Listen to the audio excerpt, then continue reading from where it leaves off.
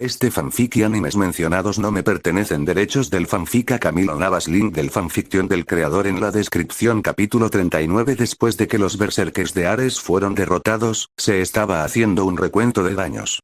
Capturamos a un total de 23 soldados berserkers, pero todos se suicidaron inmediatamente después de ser capturados. La entrada del santuario está con daños leves y la casa de Aries no sufrió daños en el interior por la batalla que se libró ahí. De bajas, 20 de nuestros soldados y 2 caballeros de bronce fueron asesinados, y otros 30 soldados con heridas entre leves y tumbas, informe el patriarca Nicola Atena. ¿Qué sucedió con los berserkers que entraron a las 12 casas? Preguntó Atena. Se hizo un recuento de un total de 5. Shiryu y Marin eliminaron a 4, pero el quinto y el líder del asalto logró escapar después de luchar contra Kiki de Aries. ¿Cómo se encuentra Kiki? Está en la fuente de Atenea sanando sus heridas. Eran tumbas, pero su vida no está en peligro, bajo el papel que tenía la información del ataque. Según Kiki, a quien enfrentó se llamaba Lior de Amasu, el subcomandante del batallón del desastre. Si es así, no es de extrañar que haya sido una batalla dura para Kiki. Realizar un ataque de este tipo un día después de su declaración de guerra no es coincidencia. Fue muy osado de su parte, dijo Atena, con una mano en su mentón.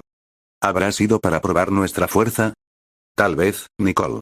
Mi hermano puede ser bastante impredecible, así que no sabría decirte con seguridad. Esa es una de sus cualidades que lo han hecho peligroso. Triplicaré la guardia por el santuario y ordenaré a todos los caballeros en misiones lejanas que vuelvan de inmediato al santuario. Alguno podría ser emboscado por los berserkers. Te lo encargo. Saori se recarga en su asiento de madera y suspiró. La situación estaba empeorando y no sabía qué hacer. A diferencia de las anteriores guerras santas, es su enemigo el que viene a atacarla en su territorio y tiene que defenderse. Si los pocos recuerdos que ha recuperado de reencarnaciones pasadas en donde ha luchado contra Ares hijo de ayuda, entonces debe prepararse para luchas feroces y mucho derramamiento de sangre. Alzó la vista por la ventana de la sala patriarcal, grabando su conversación con Zeus cuando pregunta sobre Ares. Escena retrospectiva. A todas las personas de Grecia les extrañó ver a las nubes juntarse de golpe en el cielo y un gran rayo regresar por todo el país. En su templo en la cima del monte Olimpo, Zeus estaba furioso mientras escuchaba las palabras de Atenea a través de su cosmos divino que usaba para comunicarse por él sin tener que cruzar los templos divinos para llegar hasta él. Hermes. Llamó al dios mensajero, quien no tardó ni un segundo en aparecer arrodillado a un lado de su trono. Me llamo, Gran Zeus. Quiero que me traigas a Ares de inmediato. Quiero explicación de lo que Atena me está contando. Sobre eso, resulta que Ares no está en el Olimpo, dijo el dios nervioso. ¿Qué? Ahora que Zeus se enfocaba, el cosmos de Ares no se sentía en el Olimpo. ¿Y dónde está? No lo sé, ni siquiera Afrodita sabe su paradero, ya que me pregunto por él antes de que me llame. Y no solo Ares, sus hijos al parecer tampoco están en el Olimpo. Atena podía escuchar la conversación porque su cosmos aún mantenía la conexión con el cosmos de Zeus, y escuchar esas noticias la llena de preocupación y temor. Zeus golpeó el reposabrazos de su trono, rompiéndolo por su gran fuerza. Hermes. Quiero que busques a Ares y me lo traigas ante mí, o le informes a Atena de cualquier rastro de su posible ubicación. He sido muy benevolente con Ares y sus guerras, pero no le perdonaré haber ignorado mi mandato de no más guerras santas. Se acabó mi paciencia. Como órdenes, Gran Zeus, con su misión dada, Hermes desapareció en un parpadeo. Atena, hablaba el rey del Olimpo a su hija por la conexión de cosmos que aún mantenían. Quiero que termines de inmediato tu pequeña disputa con Perséfone. No me importa tu alianza con las facciones, esto tiene prioridad. Mis santos ya han partido al inframundo a derrotar a los espectros y capturar a Perséfone. Tengo mi completa confianza en que lograrán su misión, dijo Atena. Bien. Cuando lo hagan, dale a Perséfone a Artemisa y ella me la traerá hasta mí. Perséfone también ha ignorado mi orden de no más guerras santas al revivir a sus espectros para luchar contra ti. No me importa que sea la esposa de mi hermano, tiene que recibir un castigo por ir en contra de mi palabra. El cuerpo de Atena tembló de nervios al escuchar el tono con el que dijo eso su padre. A pesar de todo, no odia a Perséfone, ella solo es una mujer que quiere vengar al hombre que ama, sin importarle las vidas inocentes que Hades habría extinguido. En el fondo la entiende, pero no puede dejarla en paz cuando amenaza a su santuario. Como órdenes, padre, aunque no quería que su hermana sufriera cualquier castigo que Zeus pudiera darle, tampoco puede ir en su contra. Ella ya está en una situación delicada al formar alianzas con otros panteones, y cualquier acción que a Zeus no le parezca correcta podría arruinar todo por lo que ha trabajado para mantener segura a la Tierra y a los humanos. Flashback de fin. Perséfone y los espectros. La Brigada del Caos. Y ahora Ares y sus berserkers nos declaran una guerra santa. Demasiados sucesos están comenzando a surgir en poco tiempo. ¿Será esto una coincidencia, o el destino preparándonos para algo más grande? Se pregunta Atena en sus pensamientos. En el inframundo, erupción repugnante. De sus manos, Yu dispara un chorro de ácido. Mei se hizo a un lado rápidamente, evitando que el gas y el ácido lo toquen. Aún con una armadura dorada no debía descuidarse. Pero Yu movía sus manos siguiendo su dirección, acercándose peligrosamente a él. Ondas infernales. Convocó un grupo de almas en la punta de su dedo que materializó y lanzó contra el ácido que se acercaba. El ectoplasma de las almas y el ácido chocaron, cancelando ambas técnicas. Eres bastante hábil controlando las almas del infierno, dijo Yu, sacudiendo sus manos del mismo líquido que había lanzado. Las gotas que tocaron el suelo se derritieron e hicieron un agujero superficial en el suelo. Puedo notar por qué la reina tiene un interés en ti. No me siento halagado de eso, dijo Mei con disgusto. Pues deberías, humano. Hilo de seda. De las manos del espectro se proyectaron numerosas cuerdas de seda que sujetaron a Mei de las manos y pies. El espectro ascendió con sus alas de mariposa, arrastrando a Mei a colgarse en el aire. Deja que te presente a mis amigas. Están ansiosas por acabar contigo. Numerosas hadas del inframundo comenzaron a aparecer entre Mei y Yu, quien sonaba con malicia. Las hadas con forma de mariposas comenzaron a revolotear por todo el aire, moviéndose a la velocidad de la luz y comenzaron a rodear al santo de cáncer. Mei intentó desprenderse del hilo de seda con desesperación, las aló con fuerza, pero era muy resistente. Volvió su vista al frente, donde Papillón acariciaba despreocupadamente el dorso de una de sus mariposas y vio cómo éstas empezaron a rodearlo. Acumuló cosmos en sus manos y causa una explosión dorada de cosmos que destruyó el hilo que envolvía sus manos, provocando que quedara colgando en el aire por sus piernas que seguían sujetas. Repitió la misma acción en sus pies, comenzando a caer, dando media vuelta de cuerpo completo, aterrizando sin problemas. Las hadas se acercaron a Mei, quien desconfiando de su delicada apariencia, dio un par de brincos hacia atrás y a la izquierda para crear distancia, pero las mariposas lo seguían. No importa cuánto corras, mis hadas te perseguirán y te encontrarán donde sea, dijo Yu orgullosamente. Pueden ser hadas, pero tienen la apariencia de mariposas, que son insectos. Mei canalizó un poco de fuego fatuo en su mano derecha. Y lo que sé de los insectos, es que odian el fuego, lanzó una pequeña llamadada de fuego fatuo a las hadas. Unas pocas alcanzaron a escapar, pero la mayoría fue consumida por las llamas azules. Infeliz. Gruñó con odio.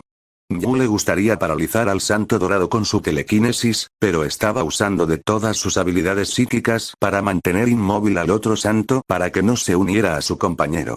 Ni él tenía tanta confianza como para enfrentar a dos caballeros dorados, así que tenía que combatir con sus otros poderes.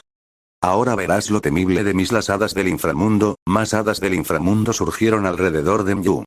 Mis hadas te enviarán directo a pudrirte a una de las prisiones que cruzaste. Agolpamiento de hadas. Las hadas materializaron una luz de tonos arcoíris que voló en dirección a Mei, quien esquivó el ataque a la velocidad de la luz. Si seguía fielmente las palabras de su enemigo, entonces esa técnica era más de teletransportación que de hacer daño, así que no podía permitirse ser tocado. Pero notó que quien realizó el ataque no era el espectro en sí, sino las hadas. Eso le dio una idea. Niños perdidos. Reuniendo la punta de almas en sus dedos y usándolo como hilos, juntó sus manos antes de extenderlas. Yu se elevó en el aire para esquivar el ataque, pero sus mariposas no tuvieron la misma suerte. Eso es. Yu vio con odio cómo el santo manipulaba las almas para crear una red de almas que atrapó a sus preciadas hadas. Eso le recordó la forma en que fue asesinado en la Guerra Santa por Mu de Aries, llenándolo de furia. No será derrotado por el mismo truco dos veces. Erupción repugnante. Mei esquivó el ácido, no sin antes prenderle de fuego fatuo a su red, quemando todas las hadas que capturan. Carga todo su cosmos en su puño derecho y lanza un golpe Ken, que voló por el cielo y golpeó directamente el pecho de Yu, perforándolo y haciendo un agujero en su cuerpo. No puede, escupió sangre. Ser, malditos santos de. No terminó de hablar cuando su cuerpo cayó muerto al suelo. Ese sí fue un espectro complicado de vencer, admitió el santo de cáncer. Iki, quien se libera de la parálisis telequinética a la que estaba sometido por la muerte del espectro, se acercó. Te tardaste demasiado. ¿Ningún bien hecho al menos?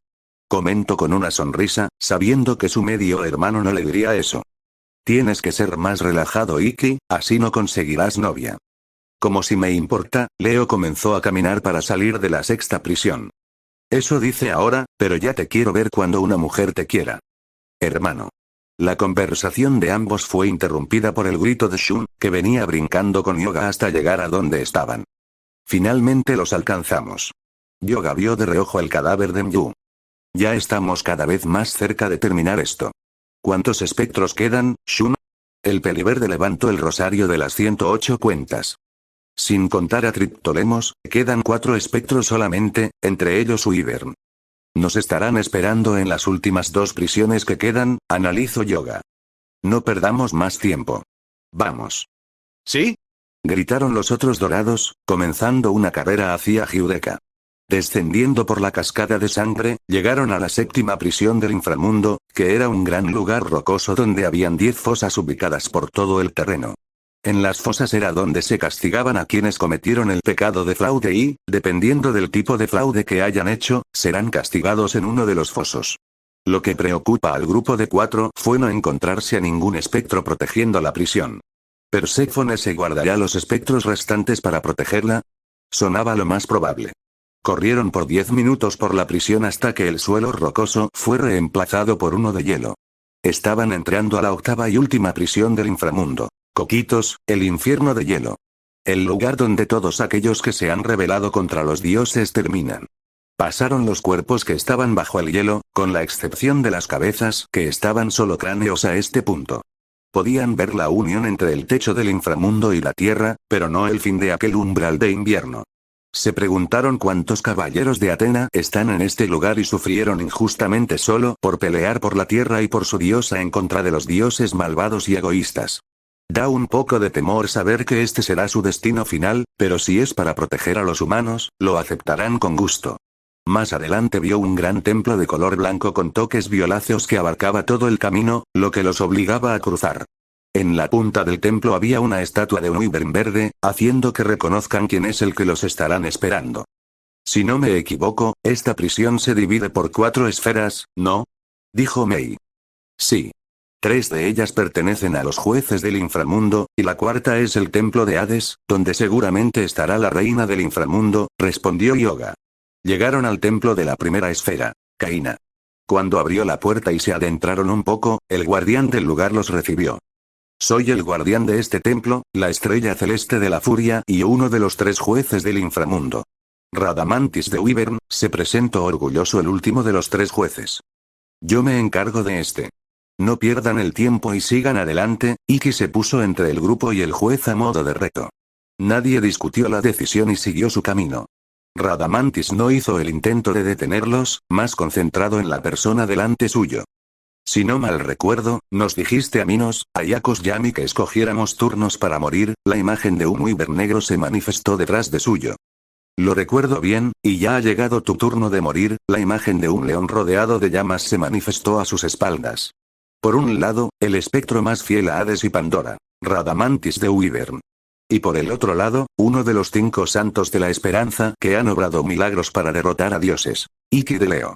2 feroces guerreros que nunca tienen piedad de sus enemigos iban a enfrentarse. Dejaron la primera esfera de Coquitos detrás y se acercaron al templo que es la segunda esfera, Antenora.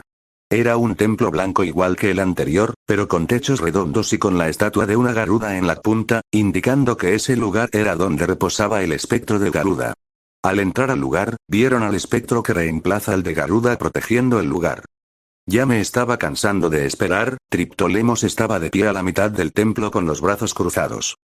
Chicos, él es Triptolemos de Venu, el 4º juez del inframundo, presente Mei. Te debo una por esa emboscada que hiciste aquella vez, te aseguro que no terminará igual. Aunque me gustaría enseñarte el verdadero poder de mis llamas negras, la reina tiene asuntos contigo. Triptolemos rechazó el desafío de Cáncer.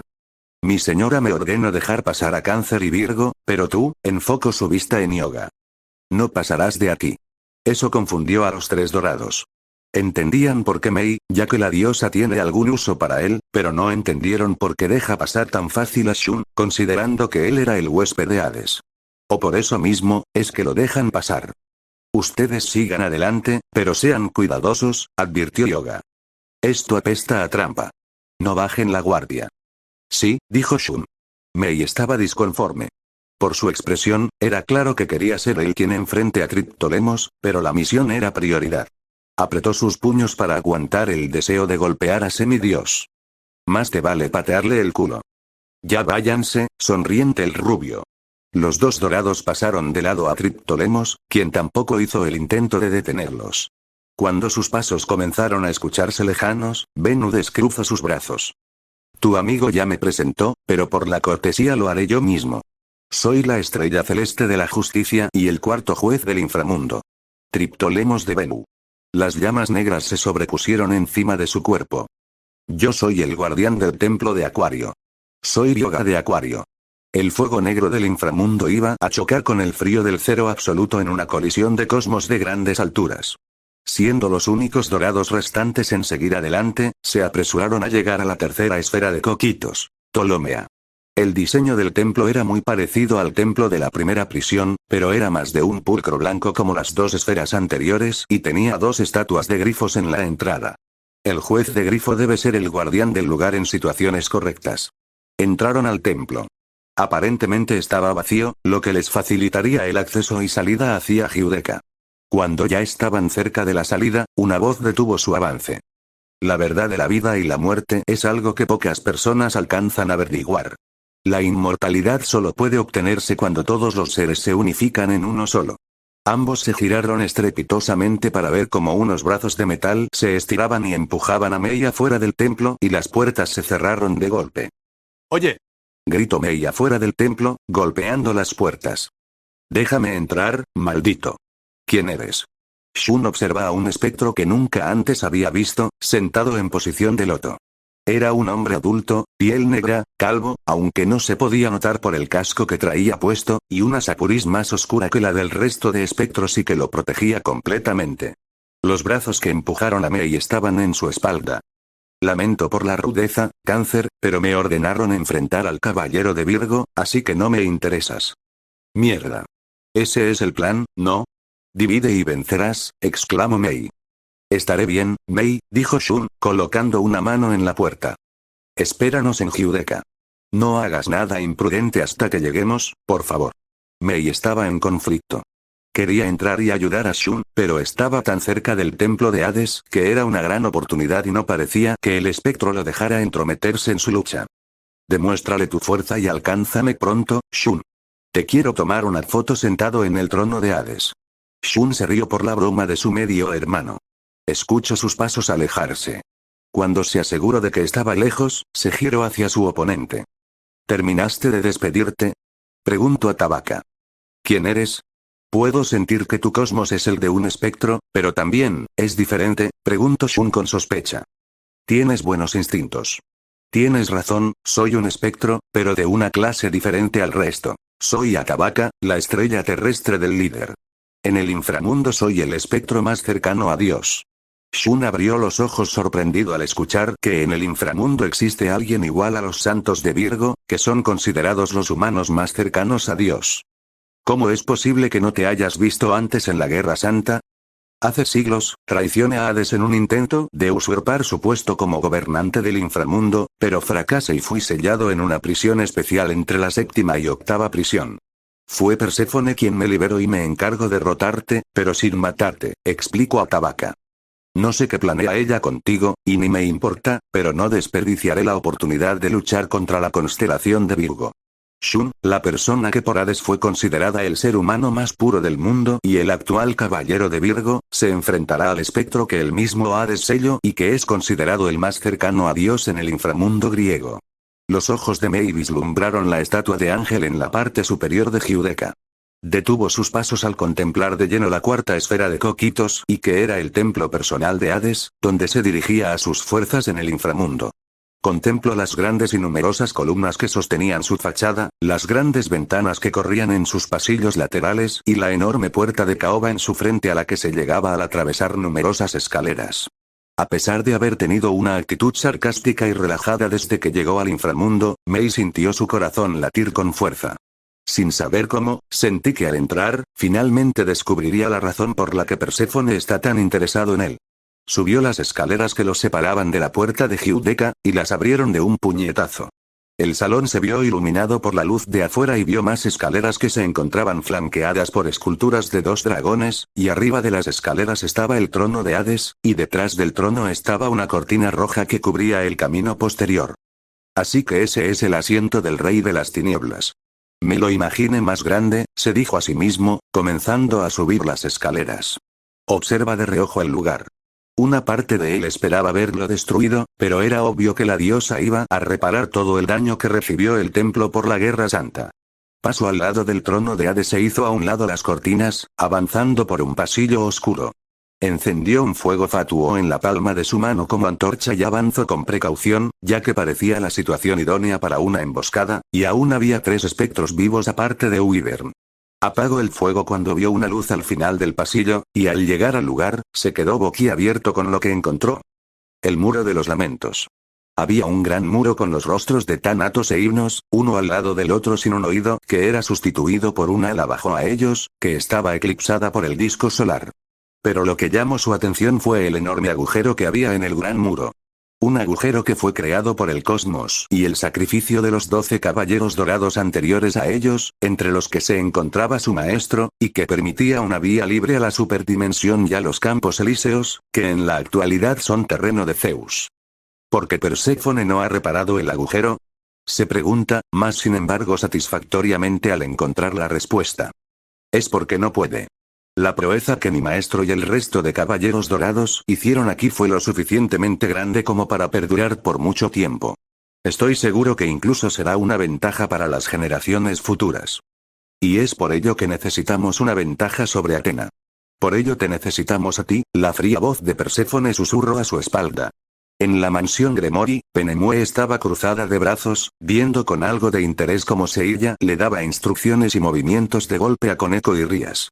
La primera le seguía el ritmo sin problemas, pero era la segunda que tenía dificultades. Como Azazel no necesitaba más pruebas hoy, Seilla decidió venir para cumplir su papel de instructor y enseñar a Rías y Koneko, para después ir a ver al clan Citri. Qué raro verte por aquí, comentario Shoko, caminando hasta estar al lado de la caída, viendo a Seilla entrenar con las chicas. Tenía poco papeleo, así que aproveché la oportunidad de descansar un poco y de observar cómo entrena un caballero a otras personas, fue la simple respuesta de Penemue. Las chicas han mejorado mucho básicamente, sobre todo Rías. Me alegra eso, agregó la pelirroja. Le lanzó una mirada curiosa a la pelinegra, que lo notó. ¿Sucede algo? Nada, es solo, no tienes que responder si no quieres, pero, ¿cómo te volviste ángel caído? Penemue parpadeó y miró a Shoko, sorprendida por la pregunta tan arrepentida. Es que escucha que los ángeles se vuelven caídos al cometer uno de los 7 pecados, pero a diferencia de la mayoría que he escuchado, ni tú ni Azazel parecen malvados, así que solo es curiosidad, agrega rápidamente la Saintía. Como dije, no tienes que responder si no quieres, entiendo que puede ser muy personal. Penemue miró ciertamente a Shoko por un segundo, quien sonreía de manera preocupante por haber tocado un tema sensible sin saber. La caída suspiró y relajó su mirada. Yo te contaré cómo caí, pero si tú me cuentas cómo te volviste una Saintía, propuso. ¿En serio? La Saintía de Águila estaba un poco sorprendida de que la otra mujer aceptara contarle. Me agradas, y la razón por la que caí no es algo como para mantener demasiado oculto, además de que tengo interés en cómo un santo comienza su viaje, explicó. Eso, tiene sentido, creo, Shoko se rascó la cabeza. Pues la razón por la que me volvió Saintía fue para salvar a mi hermana. Ya habías dicho un par de veces que tenías una hermana. Shoko ascendió. Ella fue la que entrenó para volverse una Saintía para protegerme, porque Eris, la diosa de la discordia, quería tomar mi cuerpo para hacerlo su recipiente y reencarnan en la tierra. Yo no sabía nada de eso hasta que sus dríades me atacaron y mi hermana me salvó. Fue ahí que conocí a Saorisan, y supe de las Saintias y por qué me perseguían, sonriendo con melancolía. Pero mi hermana fue secuestrada en mi lugar, y decidí hacerme más fuerte para salvarla. Alzo la mirada. No fue fácil, Mayura-san no tuvo piedad en su entrenamiento conmigo, pero Kunado conseguí que la armadura de mi hermana me aceptara, sintió que podría salvarla. ¿Lo conseguiste? Penemue presentó la respuesta, pero valía la pena preguntar. Shoko negó con la cabeza. Cuando intento salvarla la primera vez, fracasé y pensé que mi hermana había muerto. Estuve decaída por varios días y Saori-san dijo que ya no necesitaba seguir siendo una Saintía. Casi estuvo a punto de abandonar, hasta que conocí a Seiya por coincidencia, sonriendo al recordar ese encuentro. Él me enseñó a siempre levantarme cuando caiga y a no rendirme. Gracias a eso pude recuperar la voluntad para luchar. Seiya de Sagitario, Penemue suena levemente al recordar cómo la ayuda aquella noche. Sin duda, es un sujeto bastante extraño e interesante. Al escuchar sus palabras, Shoko la mira con intriga. Tú que lo conoces mejor, ¿qué lo hace actuar deliberadamente? ¿Porque ayuda a las personas de manera desinteresada? Son buenas preguntas. Una pequeña sonrisa cariñosa apareció en el rostro de Shoko. Te diría que es porque es su deber como santo, pero no sería del todo cierto. Seiya tiene un don para levantar el ánimo de las personas y darles esperanza cuando todo parece perdido. Siempre está dispuesto a ayudar a otros, sobre todo a las personas que quiere. Es un héroe para todos en el santuario, no solo por su fuerza y hazañas, sino por lo que representa. Fuerza, persistencia, esperanza. Él es mi héroe. No existen personas como él, solo existe él. Al escuchar las palabras de Penemue, Shoko la mira sorprendida, pero siguió sonriendo. Tienes razón. No existe otra persona tan buena, amable, considerada y valiente como él. Estoy de acuerdo. La cadre se lleva una mano al pecho. Incluso ayuda a alguien como yo. Si lo hizo, es porque vio algo bueno en ti. No lo parece, pero Seiya tiene buen ojo para las personas. Penemue no puede evitar mirarla con gran sorpresa ante sus palabras, para luego sonreír. ¿Cuándo se volvió esta conversación tan animada? Shoko suelta una pequeña risa divertida. Ya conté cómo me convertí en Saintía, creo que te toca ahora a ti. Penemue avanzando, era lo justo. Mucho antes de que comenzara la Gran Guerra, después de que Azazel, Shemaza y otros ángeles cayeran, varios ángeles, entre los que me incluyó, los vieron con desprecio por haber decidido dejar la gracia de nuestro Padre, aunque también hubieron ángeles como Michael y Gabriel que no les importó eso y los siguieron tratando igual. Por un tiempo los ignoran, pero Padre me ordenó vigilar a Azazel y a otros caídos por precaución, ya que no quería problema con otros panteones ni que los caídos hicieran daño a las personas. Shoko estaba en silencio, prestando mucha atención a las palabras. Al inicio era solo un trabajo, pero cuando más los observaba, noté que Azazel y otros eran más felices como caídos que cuando lo eran como ángeles puros. Aunque cometían los pecados de lujuria y codicia, muchos se veían más relajados y felices de lo que fueron antes, pero sin cambiar quiénes eran. Pronto, una parte de mí comenzó a anhelar lo que ellos obtuvieron al teñir sus alas blancas en negras: libertad. ¿Libertad? ¿Acaso los ángeles no son libres? Preguntó la pelirroja confundida. No del modo que piensas. La cadre decidió explicar un poco ese tema antes de seguir. Dios creó a los ángeles como seres puros, no pueden dejarse llevar por sentimientos impuros, lo que significa que no pueden amar como una persona normal, no pueden dejarse llevar por sus emociones, no pueden sentir nada que se considere pecado. Todo su amor y devoción debe ser para Padre y sus ideales. ¡Qué horrible!, soltó Shoko sin pensar. No es tan malo como parece. Los ángeles sí pueden sentir emociones como alegría, preocupación por un ser querido, y enojarse hasta cierto punto, pero cualquier sentimiento que se relacione con cualquier pecado es malo. Hay ángeles que viven de esa manera sin problemas, como Michael, Gabriel y el resto de arcángeles, pero yo no. Yo quería sentir todo tipo de emociones, buenas y malas, por eso comencé a sentir envidia a los caídos, que si podía experimentar todo tipo de cosas. ¿Caíste por el pecado de la envidia?, comprendió Águila. Penemue ascendió.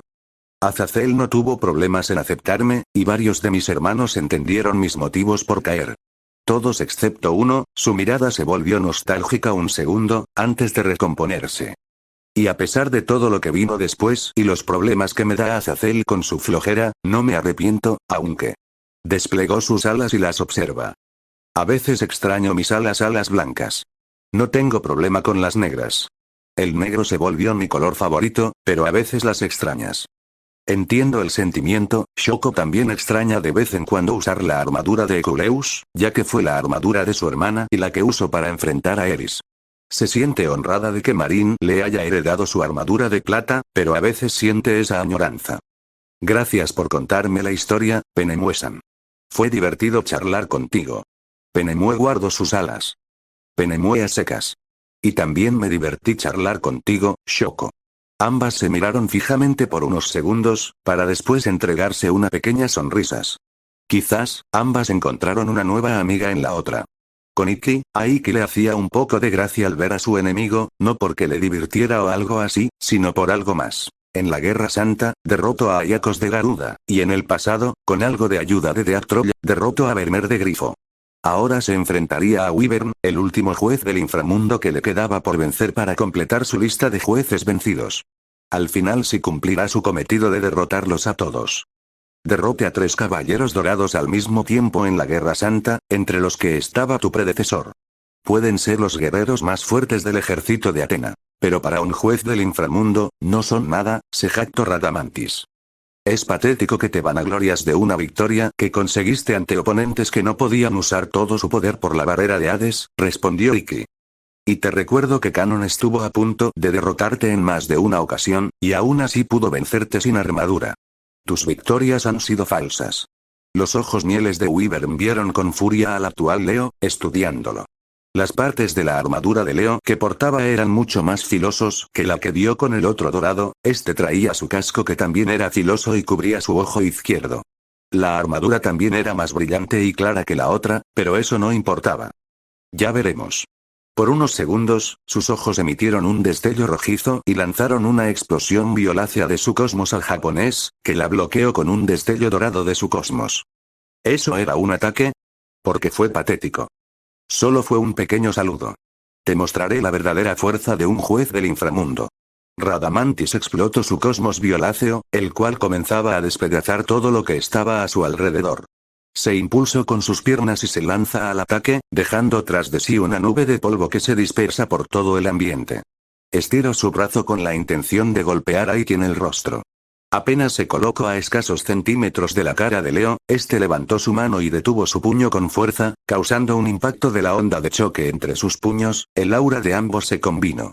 Radamantis abrió los ojos y levantó las cejas impresionado al ver cómo el santo había detenido su golpe, el más fuerte que había lanzado desde que resucitó y estaba potenciado por el poder de Otis, y sin embargo, el peliazul parecía que estaba jugando al detener su mano, por lo que aumentó la presión en su puño y se sintió como la mano del quinto guardián de Atena crujió, lo que lo hizo sonreír. Frenar su puño trajo repercusiones, aunque el rostro de Santo mostró lo contrario. No te emociones, Iki empujó el brazo de Radamantis hacia atrás y lo alejó de él. Voy a disfrutar acabar contigo, Leo, tanto como lo hice con tu predecesor, el británico sonriendo con malicia y volvió a lanzarse al ataque contra Iki. El aura de su enemigo le recordaba a la de Canon, así que sabía que si le daba respiro podría ser perjudicial. Para sorpresa del juez, Iki esta vez desvió el ataque y le jaló la mano hacia el suelo, haciendo que cayera de rodillas contra el piso. En esa posición, dio una patada al rostro de Iki, quien la bloqueó con su antebrazo y por el contrario, le golpeó la espalda con fuerza con su pierna, derribándolo por completo. De pie, Radamantis. No soy ningún cobarde que ataque a alguien en el suelo. Eso es de cobardes, dijo Iki. ¿Qué pasa? Antes te jactabas de que podrías vencerme, pero solo te veo en el suelo. Radamantis gruñó mientras se apoyaba en el suelo, impulsado con sus manos, dio un salto y aterrizó limpiamente cerca de la entrada de Caína. Plasma llameante. Iki desató los miles de golpes de fuego a la velocidad de la luz. En medio de la técnica, abrió los ojos de sorpresa al ver cómo el espectro esquivaba los golpes moviéndose a la velocidad de la luz. A pesar de que lo esquivaba hábilmente, a este paso los ataques terminarían golpeándolo. Algo que el juez también se dio cuenta, por lo que elevó su cosmos y aspiró aire. Rugido deslizante. Lanzó un rugido lleno de furia, como el de la bestia mitológica que representa sus apurís, creando ondas de aire llenas de cosmos que chocaron la técnica, cancelando los rayos rojizos. Con la técnica de Leo cancelada, se elevó por los aires y se deslizó en picada hacia él con la intención de atacarlo de frente. Ikki lo vio venir y lanza un golpe que Radamantis, elevando su cosmos violáceo que rodeó su cuerpo, deshizo lanzando múltiples ráfagas de cosmos como meteoros que impactaron en Ikki y su alrededor. Aterrizó al frente del caballero y le dio un golpe en el rostro que lo empujó. La condensación de polvo que se generó por el impacto de sus ataques lo hizo perderlo de vista, hasta que notó el brillo de su armadura y se abalanzó hacia él, usando el humo como cortina para no ser visto venir. Cuando Ikki alcanzó a ver a Radamantis, ya era tarde hasta para él de esquivarlo, recibiendo una patada en el pecho que lo aturdió, y su enemigo se elevó un poco en el aire para patearlo de nuevo y tirarlo contra el suelo. Aprovechando su posición, Radamantis tomó a su enemigo de su capa blanca que ahora estaba completamente sucia y empezó a arrastrarlo en su vuelo, rasgando su piel contra el suelo, dejando marcas de destrucción con su cuerpo. Cuando ambos sintieron que estaban alcanzando la velocidad del sonido, el espectro lanzó a su enemigo contra uno de los pilares de Caína, que sucumbió al impacto. Radamantis volvió a alzar el vuelo y de nuevo lanzó una ráfaga de cosmos hacia el lugar donde colapsó la pilastra. Pero los escombros del pilar salieron volando por un estallido de cosmos del interior, que también borró los pequeños ataques de cosmos que había lanzado. Ikki se apoya en un trozo de la columna rota para levantarse. ¿Crees que tu técnica me sorprendería? Los caballeros son muy arrogantes y creen que son los únicos guerreros cuyas técnicas no funcionan dos veces. El otro Leo al que me enfrenté la uso varias veces en un vano intento de hacerme ni siquiera un rasguño, se jactó Radamantis, recordando cómo Ayoria lanzaba su técnica y él la esquivaba o deshacía con su cosmos en su combate desigual. Ikki no lo admitiría nunca, pero su cuerpo dolía mucho por todo el dolor que su oponente le causaba. Dio un imperceptible suspiro para liberar la tensión de sus huesos y escupió sangre por la boca, limpiando el hilo de sangre que cayó con la muñeca. Tenía que admitir algo. Radamantis de Wyvern era un guerrero feroz. No por nada era uno de los 3 jueces del inframundo, y sin olvidar que el poder de Opis lo hacía más fuerte. Se enderezó y se rasgó la capa, tirándola al suelo. Radamantis tomó aquel gesto como la señal de que su enemigo iba a pelear en serio. Eso era bueno, ya estaba cansado de los saludos. Ahora te demostraré la fuerza que obtuve al obtener la armadura de Leo. Con yoga, el cuarto juez levantó sus brazos sobre su cabeza, concentrando y generando sus llamas negras arriba de sus manos, creando una bola de fuego negra que lanza. Yoga contrarrestó eso con una ráfaga de aire frío que podría congelar fácilmente una armadura de bronce. El fuego oscuro y el aire frío chocaron, generando un caos en la temperatura del lugar. Para Yoga, no era la primera vez que se enfrentaba a un oponente que dominaba el fuego, el elemento con el que tenía desventaja, pero no sería un caballero dorado si no supiera contrarrestar llamas. El choque de temperaturas explota, liberando una onda de aire. Triptolemos vio a su enemigo. Había escuchado del poder de hielo de los caballeros de Acuario, pero no importa que tan frío era el hielo, el fuego siempre lo derretiría, era una regla de la naturaleza. Infierno de Apolo. Juntó sus brazos, concentrando sus llamas y las liberó como un torrente de fuego que golpeó de lleno a Yoga, quien fue arrastrado por las llamas casi hasta salir del templo, de no ser porque Yoga concentró cosmos en sus 2 brazos y los colocó frente a las llamas y colocó los pies firmes contra el suelo, quebrándolo un poco, pero deteniendo el avance de las llamas. Resistió el dolor de sus manos, que eran quemadas por las llamas y usó su aire frío para apagarlas, pero este fuego no era normal, como ya debía quedarle claro. Impulsándose con sus piernas, dio un salto, evadiendo la técnica del enemigo. Yoga lanza un golpe que a la velocidad de la luz. Triptolemos apagó sus llamas para esquivar el golpe, que dejó un agujero en el suelo donde estaba parado, y se eleva al aire con sus alas al mismo tiempo que Yoga aterrizó al suelo. Sus alas se rodearon de fuego oscuro y batiéndolas con fuerza, lanzando plumas cubiertas de fuego a su enemigo, que las esquivó fácilmente. Triptolemos comenzó a volar y a avanzar cerca del nivel del suelo y estiró el brazo rodeado de su cosmos violáceo de un tono más oscuro que el resto de espectros con toda la intención de golpear al antiguo cisne. Pero Yoga levantó su puño con el mismo objetivo.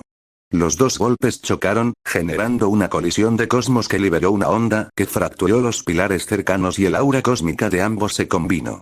Aunque Yoga sonoro, y antes de que su enemigo hiciera algo, con el puño con el que chocaba el golpe, lo tomó rápidamente de la muñeca. Triptolemos abrió los ojos al entender que era una trampa, pero era tarde. Tornado congelante. Con su otra mano libre, cargada de cosmos, tiró a Triptolemos más cerca y le dio un golpe en el mentón, liberando a su vez un tornado de hielo y granizo que rodeó al juez, que salió despedido al aire. La careta de Susapuris salió volando a alguna parte del templo por el golpe.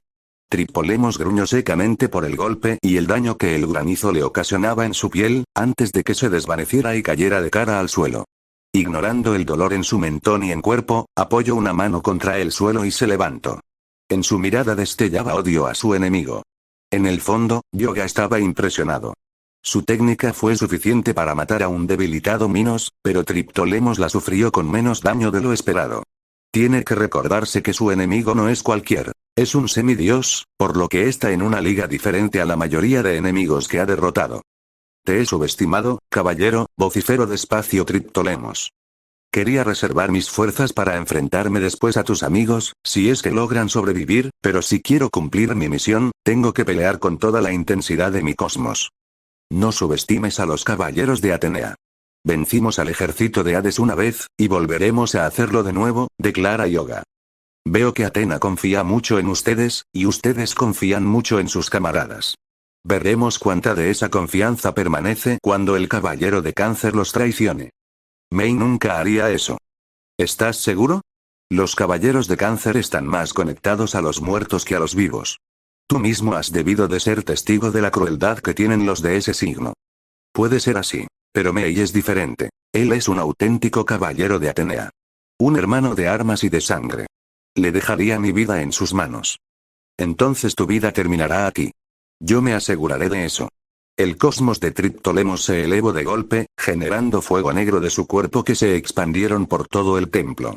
Yoga liberó su aire frío con intensidad para apagar las llamas. Sabía de sobra que si las llamas rodeaban el campo, tendría desventaja a la larga por la temperatura.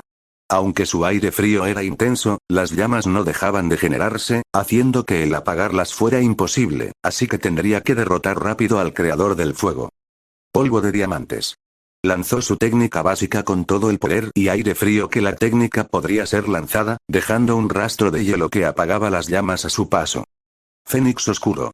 A Yoga le pareció ver las alas ardientes del Fénix de Iki, ya que la técnica era muy parecida a la de su hermano, solo que el Fénix generado era más grande y de color negro. El Fénix de fuego voló, haciendo temblar el suelo y las paredes de Antenora, extinguiendo con facilidad el aire frío del polvo de diamantes. Embistió con violencia a Acuario y lo elevó al aire, sus llamas quemando al rubio, pasando por los pequeños espacios vacíos de la armadura y quemando directamente su piel, antes de explotar en el aire. Yoga cayó con fuerza al suelo, su casco saliendo volando de su cabeza. Todo su cuerpo estaba adolorido por las quemaduras que sufrió. El poder del ataque y el dolor que le dejaron no podía compararse con ninguna técnica de fuego anterior que haya recibido. Levantó un poco la cabeza, los mechones de su cabello cayendo a los lados de su rostro.